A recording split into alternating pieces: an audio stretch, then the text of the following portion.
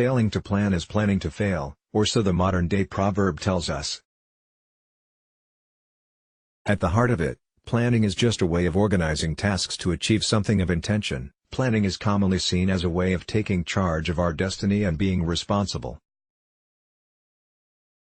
We plan to better our lives, achieve success, and to make sure that we are making the most of our time. Society broadcasts that the only way to succeed and be happy in life is to plan.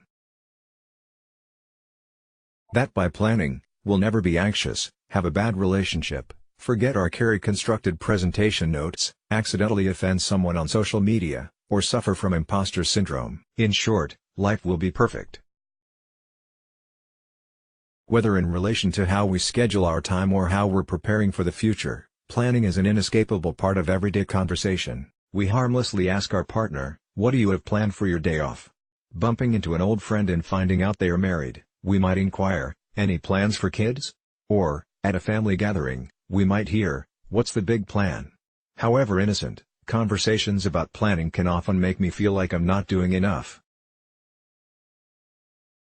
Perhaps that's because one too many times I have been warned and reminded, "Don't waste your time, the clock is ticking, and time is precious." With the implied warning being that unless I use my time more productively, I'll fail in life.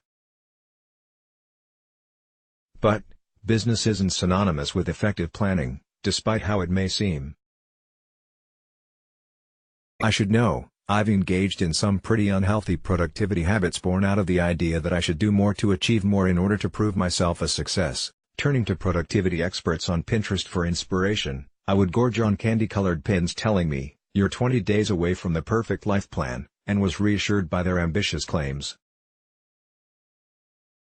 But, when I couldn't reach the mark for my 1-month goal, I was sure I failed.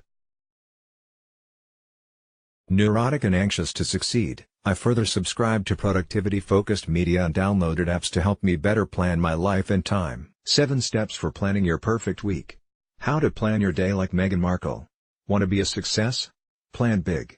These became just a few subject lines to get dropped into my inbox every morning before I even had a chance to drink my tall, black morning wake-up coffee. And, as if the email prompts weren't enough to send me into panic overdrive when I didn't act on them, an increasingly irritating app I downloaded liked to remind me, "It's time to plan your day." To prove myself a success to society and my time management app, Sorted, I doubled up on my efforts to maximize my time. I scribbled down lists of to-dos like my life depended on it and overindulged in the habit of busy work, continuously doing stuff without it adding any real value to my life. Before long, I was overworked and stressed, with nothing to show as actual work. I only learned to appear to be in control. In short, my planning had taken over my life, and yet, my life was no better for it. Busy as a badge of honor in her TEDx talk, "Stop trying so hard. Achieve more by doing less." Bethany Butzer, author, speaker, and lecturer at the University of New York in Prague, describes my misguided approach to getting ahead in life as upstream effort where one tries hard, using a lot of energy, without really going anywhere. She asserts that by subscribing to society's idea that nothing in life comes easy and we must fight hard to make it, we have wrongly conditioned ourselves to believe that the struggle is the only way to be a success. And that, in our attempt to gain external approval in order to feel worthy, we have become too obsessed with being busy at the expense of our well-being. Butzer prescribes slowing down and reconsidering what is meaningful to us, to hit the reset button on business. In doing so, we can apply downstream effort, where one balances effort with ease, in order to achieve more of what we want in life. She explains that we'll know when we're engaged in downstream effort because we'll be going with the flow of life instead of fighting against it. When we engage in effort toward goals that are personally meaningful to us, our trying doesn't feel like trying. And, our success feels successful regardless of how it looks to people on the outside. It's important to have a goal, but it's more about the journey. When the clock strikes in the early Industrial Revolution, scientist Frederick Taylor famously proposed the one right way to maximize worker productivity in order to enhance economic efficiency. His philosophy, to break tasks down into time-based objectives and reward workers based on what they achieved in that time, had long-lasting effects on society. The idea of what we get done in any given time directly relating to how we're financially rewarded or whether our contribution is valued may indicate why we're so consumed by getting as much done as possible in order to feel worthy, as Butzer puts it. A study by Sellier and Ovnet called "So What If the Clock Strikes?" found that our perspective on time and how we schedule tasks to achieve our goals is significant to our health. Planning our time against the clock, tasks scheduled in time slots, versus by event, tasks organized in order of completion, causes a marked difference in our overall sense of well-being. Clock timers were cognitively busier and less able to be here now than event timers. Their perspective on how in control they are of their time and destiny, as well as whether they get enjoyment out of their work, was negatively impacted. Perhaps, then, for the sake of our well-being, it's time that society takes a serious chill pill when it comes to planning and scheduling our time.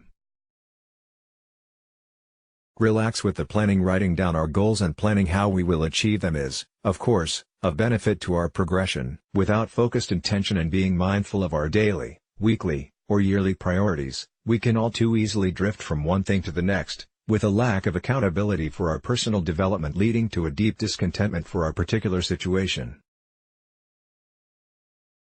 But obsessing over every detail of our lives can lead to controlling tendencies and an inability to go with the flow that prevents us from opening up to life's many exciting and rewarding spontaneous opportunities. We need to shift from a culture of doing to a culture of being. We need to give our brains permission to percolate on things a while to why process what's going on before taking inspired action.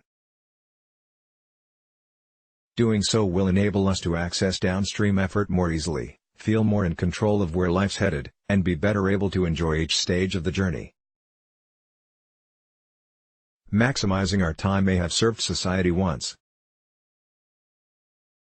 However, we must stop and introspect. When is the last time we had that coffee with a friend in town, helped out a family member, or attended a last-minute network event of inspiring entrepreneurs? If our schedules are so that we no longer derive meaning from what we're doing, we must question, have our planning and productivity habits become more of a hindrance than a help? Planning is a skill, which is useful, yes. But should we allow it to consume every waking thought? Probably not. I have decided, then, it's far better to focus on prioritizing the present and let the future take care of itself. Let's block ads. Why?